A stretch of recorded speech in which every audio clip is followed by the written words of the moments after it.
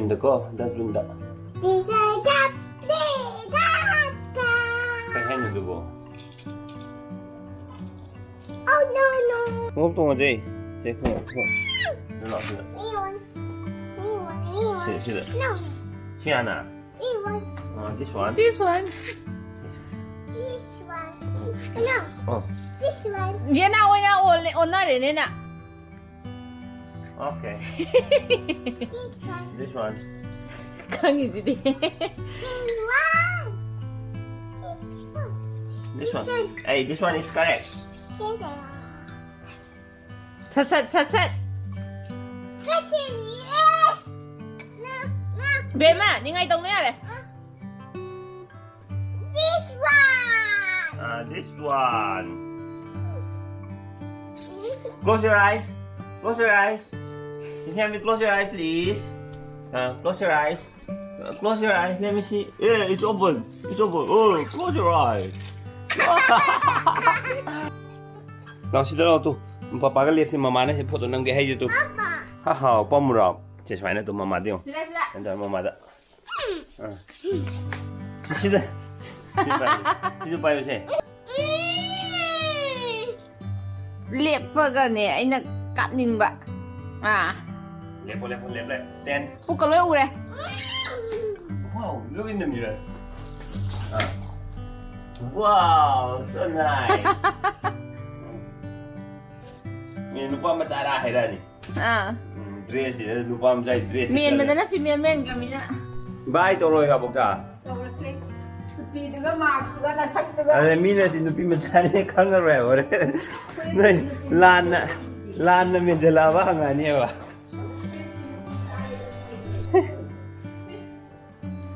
Lao kakalo tu kakalo. Laroi na school cha pada moi di school tambal ore lo ba. Lao nang da haudu ngai du ni lo. Bye to ko. Bake ka je mana popping sa nama hai do. Ama pipi mi ra ba do. Adi am pam ja ni na school cha tu ni asi bake se khali ni ma. Ang haraw mo kayo ba hay kap ka di khang. Good morning, ma'am. Ngasi ako na sa tuje Abemma gi school ne. Magi ID card lo ba. Aruga ma school ka ba Houdoure andaki kay Monday dagi orong ne Houdoure na Tuesday dagi ra. Wednesday dagi Houdoure ara ma school gi experience phang bau dore. Ngasi aham ba oina sa tu ne ma je si school sida ngan mamang da hang ba chatlu du di ma tum ga chatle ba ko. School chala je ha ma harau dana ba. Tauri ji ni ma'am. Yang ngasi kai tau ga ba.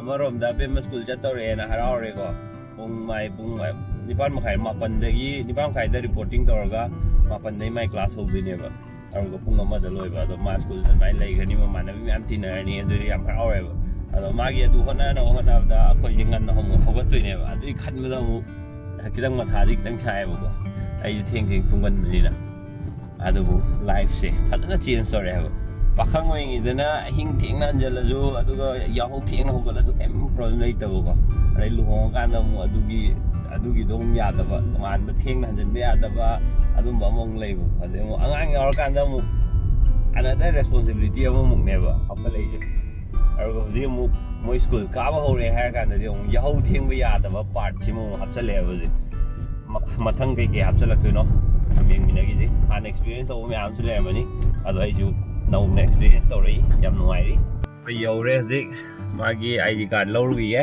aro lo lo thola ga theng na ji ma'am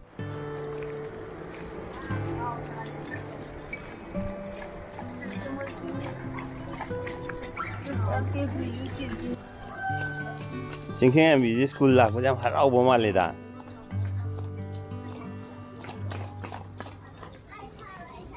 heng chat pa hor kan ni ngai tor ko dia roi ko chatting day school chatting day hai ko dia roi ko agi en card hai ta hai gi doi ID card lo re aduga ꯂꯥꯏꯔꯤꯛ ꯀꯩꯀꯥ bag ꯀꯩꯀꯥ uniform ꯀꯩꯀꯥ ꯀꯃꯥꯏꯅ ꯇꯧꯗꯣꯏꯅꯣ ꯍꯪꯉꯦ ꯂꯣꯏꯅꯃꯛ ꯃꯈꯣꯏ ꯌꯨꯅꯤꯐꯣꯔꯝꯗꯤ play ꯒ꯭ꯔꯨꯞꯀꯤꯗꯤ ꯂꯩꯈꯤꯔꯣꯏꯅ ꯍꯥꯏꯀꯣ ꯄ꯭ꯂꯦ ꯁ꯭ꯀꯨꯜ ꯍꯥꯏꯕ꯭ꯔꯥ ꯄ꯭ꯂꯦ ꯒ꯭ꯔꯨꯞ ꯍꯥꯏꯕ꯭ꯔꯥ ꯄ꯭ꯂే ꯒ꯭ꯔꯥꯎꯟ ꯍꯥꯏꯕ꯭ꯔꯥ ꯑꯗꯨꯃꯥꯏꯅ ꯃꯣꯏꯒꯤ ꯀ꯭ꯂꯥꯁꯁꯦ ꯑꯗꯨꯃꯥꯏꯅ ꯊꯣꯛꯍꯜꯂꯦꯕ ꯑꯗꯨꯅꯤ ꯑꯗꯨ ꯍꯧꯖꯤꯛ ꯂꯥꯏꯔꯤꯛ ꯂꯩꯕ ꯆꯠꯂꯨꯔꯁꯤ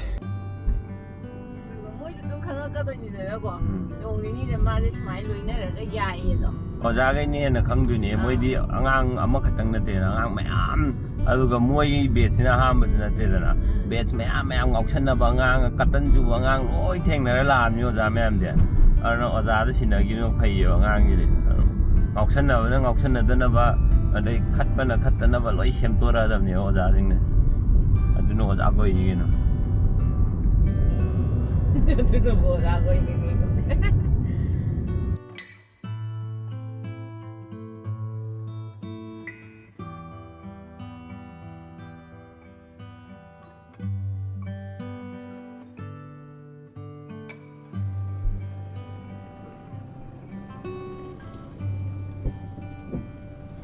ꯄꯣꯂꯣ ꯒ꯭ꯔꯥꯎꯟ ꯃꯅꯤꯡꯗ ꯌꯧꯔꯛꯑꯦ ꯑꯩꯈꯣꯏ ꯍꯧꯖꯤꯛ ꯁꯟꯗꯦꯅꯤ ꯊꯣꯡ ꯂꯣꯜꯂꯝꯗꯣꯏꯔꯣ ꯈꯪꯗꯦ ꯗꯨꯀꯥꯟ ꯃꯌꯥꯝꯁꯦ ꯃꯣꯏ ꯍꯥꯡꯉꯝꯕꯁꯨ ꯌꯥꯏꯅ ꯍꯥꯏꯔꯛꯑꯦ ꯃꯣꯏꯗꯩꯗꯤ ꯌꯦꯡꯉꯨꯔꯁꯤ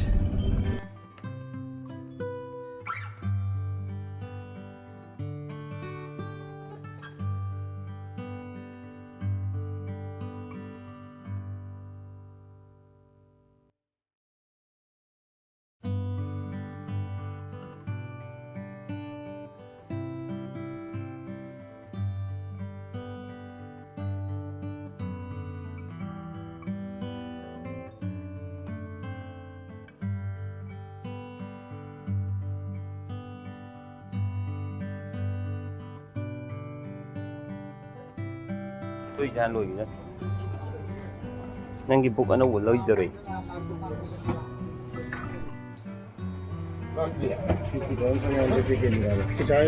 sao vậy wow like phát thava Houdoure nè e pencil cái cả điểm tới lấy được rồi yum đây lấy gì đó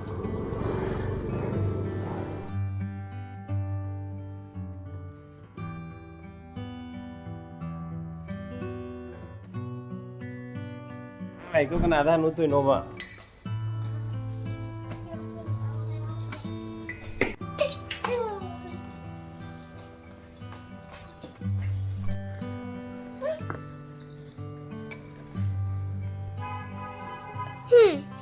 cái nó lion lion zebra đi zebra cái này tiger đi bear đi Adaidi giraffe. Very good. Camel di kada. Yes, very good. Masaya halak pada ini aman cito aja. Like saya lo mantuki dore haba. Ozan tak train je. What? What is this? What is this? Dore mantu ini anjo. Saya di every page turn to organi mantu aja. Yang mai buat mai tum to ko jing kan be. Malam yang mau ikut do.